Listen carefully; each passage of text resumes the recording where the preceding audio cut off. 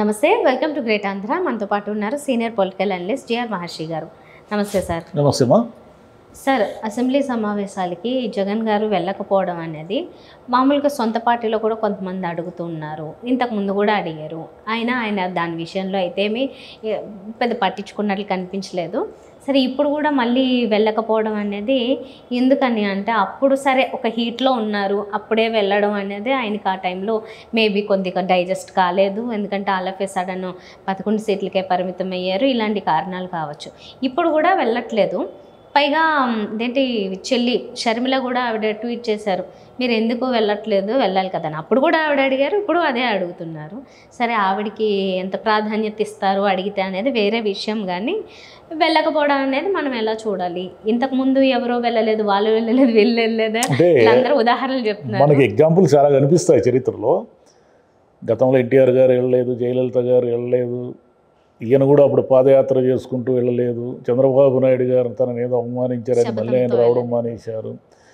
ఇవన్నీ కాదు కదా మన క్రైటీరియా. మిమ్మల్ని ఎమ్మెల్యేగా ఎందుకు ఎంచుకున్నారు ప్రజలు? మిమ్మల్ని కానీ మీతో పాటు ఉన్న 11 మంది ఎందుకు ఎంచుకున్నారు? మీరు ప్రజా సమస్యలు వాళ్ళ ఊరు పులివెందలో లేకపోతే ఇంకొక ఊరు దాని గురించి మీరు అసెంబ్లీలో మాట్లాడతారు. మీరేమంటారు? నాకు ప్రతిపక్ష హోదా ఇవ్వలేదు, నాకు మైక్ ఇవ్వరు అది అంటారు. ఇవ్వకపోతే ఏమి? మీకు మైక్ అయితే ఎంతో కొంతసేపు అయితే ఇస్తారు కదా. అస్సలు ఇవ్వరా? అసలు మైకే ఇవ్వకుండా లాగేసుకుంటారా? ఏదో ఒక 2 నిమిషాలు 5 నిమిషాలు. మరి అది రూల్స్ కదా, దానికి ఎవరేం చేస్తారు? మీరు కూడా అన్నారు కదా, చంద్రబాబు నాయుడు గారికి నేను అనుకుంటే ప్రతిపక్ష హోదా క్షణంలో లాగేయగలనని మీరు అన్నారు కదా. మీరు అన్నారు, మరి ఇప్పుడు ఏం ప్రతిపక్ష హోదా కావాలి నాకు? లేదు, ప్రతిపక్ష హోదా ఇచ్చేస్తే మాట్లాడతారా? కానీ ప్రతిపక్ష హోదా కోసం ఈయన ఏదో అడగడము, వాళ్ళు ఇవ్వకపోవడము, ఈయన పోకుండా ఉండడము, ఇవన్నీ కూడా కరెక్ట్. బడ్జెట్ ఉంది, బడ్జెట్ మీద మీ వాయిస్ ఏదో వినిపించాలి కదా. అసెంబ్లీలో వినిపించండి. అసెంబ్లీ నుంచి మిమ్మల్ని బయటికి పంపించారు, సస్పెండ్ చేశారు అనుకుందాము. మీరు వచ్చి మీ మీడియాకి చెప్పండి. ఇది ఏమీ లేకుండా మీరు ఎమ్మెల్యేలతో సమావేశమై అంటే వీళ్ళకంతా ప్రాబ్లం ఏమిటంటే, బేసిక్గా ఒకప్పుడు ముఖ్యమంత్రులుగా ఉన్న వాళ్ళంతా, కేసీఆర్ గారు కూడా పోరు అసెంబ్లీకి. అంటే మేము ఒక రేంజ్లో ఒక ముఖ్యమంత్రిగా ఉన్నాము కదా, మేము పోయి ప్రతిపక్ష హోదాలో కూర్చోవడం ఏంటి, మమ్మల్ని ఏదో ఒక రకంగా ఇన్సల్ట్ చేస్తారు, ఇరిటేట్ చేస్తారు, అవమానిస్తారు అనే భయాలు వాళ్ళకు ఉన్నాయి, ఈగో సమస్యలు ఉన్నాయి. మీరు మాత్రం ముఖ్యమంత్రిగా ఉన్నప్పుడు ప్రతిపక్ష నాయకులను ఏమైనా గౌరవించారా? మీరు కూడా వాళ్ళని ఇరిటేట్ చేసి, అద్దేవా చేసి, ఎగతాళి చేసి, చంద్రబాబు నాయుడు గారిని ఏదో ఒకటి తిడుతూ ఉంటే మీరు కనీసం వారించకపోగా మీరు కూడా చిరునవ్వులు చిందిస్తూ ఉన్నారు కదా. మరి ఇప్పుడు చంద్రబాబు నాయుడు గారు వంతు వచ్చింది. బహుశా మిమ్మల్ని ఎవరైనా ఏదైనా అంటే ఆయన చిరునవ్వులు చిందిస్తారేమో మనకు తెలియదు. కాబట్టి అసలు సమస్య అది కాదు. ప్రతిపక్షం అంటే ఏమిటంటే, ప్రజా సమస్యల మీద మీరు అసెంబ్లీకి వెళ్ళాలి, మాట్లాడాలి. మీకు ఇచ్చింది నిమిషమా, అర నిమిషమా, 5 మినిట్సా, 10 మినిట్సా అనేది వేరే. మీరు నిలదీయాలి, మాట్లాడాలి.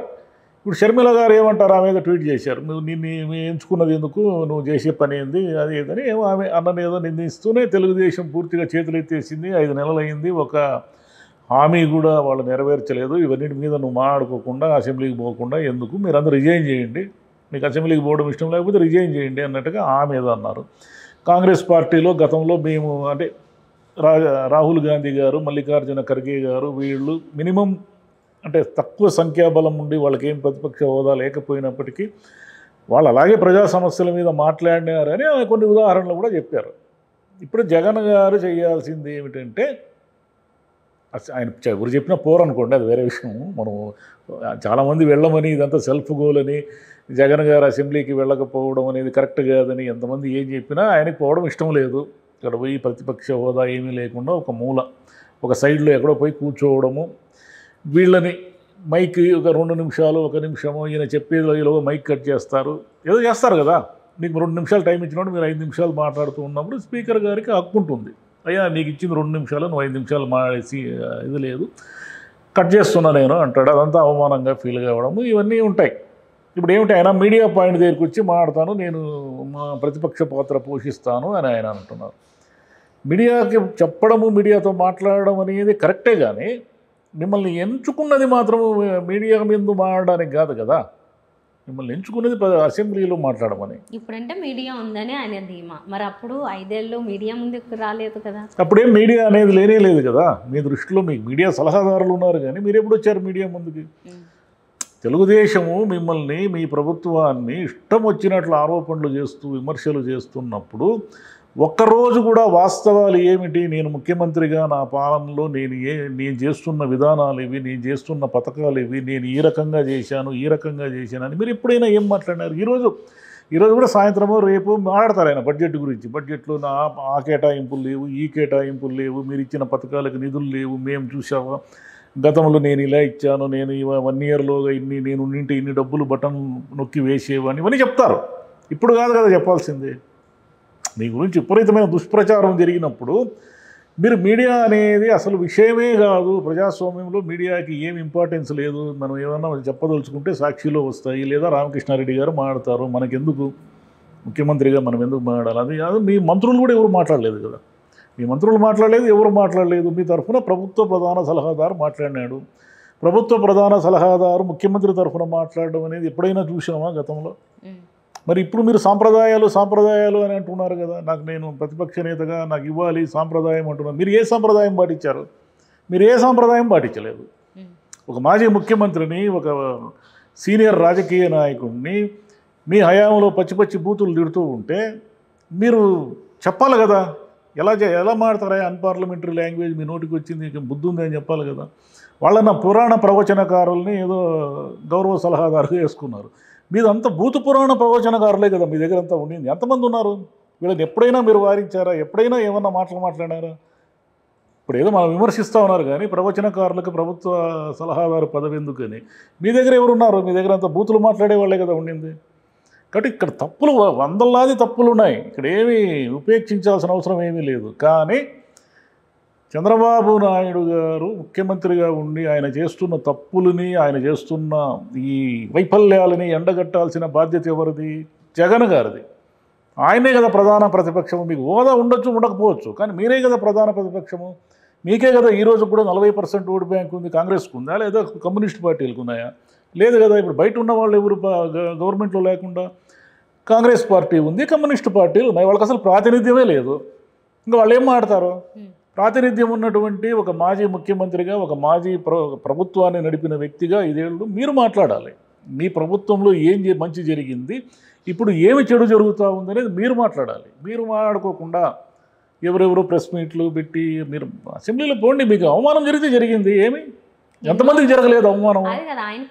ఎన్టీఆర్కి జరగలేదా? జయలలితకి జరగలేదా? మీరు అసెంబ్లీని అవమానపరచడానికి ఒక వేదికగా అందరు రాజకీయ నాయకులు తయారు చేసుకున్నారు. అది మీ లోపం. అది మీరు అధికారంలో ఉన్నప్పుడు అవతల వాళ్ళని అవమానపరచడము, వాళ్ళ అధికారంలోకి వస్తే వీళ్ళని అవమానపరచడము.